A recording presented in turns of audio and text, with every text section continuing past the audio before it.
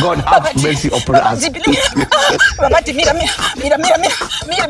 Babati, na mira.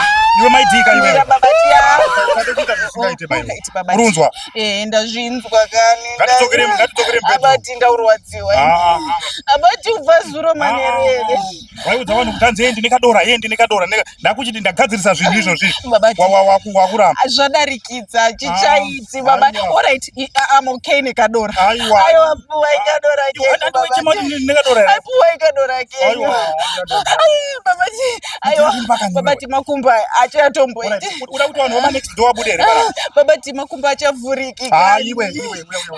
Ndarwadziwa inini. Maitika. Ndasvinzwa. Andiwe chema iwe.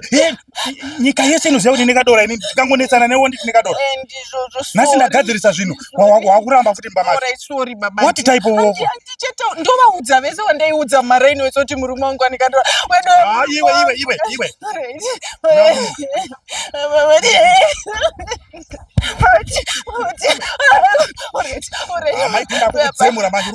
Babati ndarwadziwa. Ndasvinzwa. All right, babati. Unoti inokwana pai. Inokwana papi. Kwana papi mutase.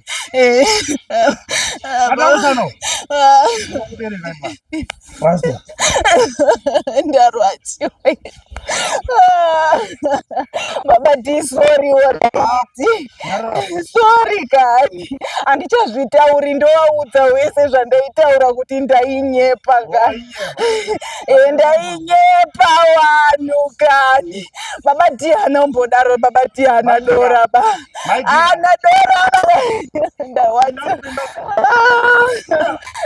Babati. Wamwaisikana bhodhoro. Bhodhoro rakuradarika bhodhoro babati. Gaka riri nane pane izvi babati. Hazvisi kuenderana negaka babati. Dera rigaka ndichichema kudai here.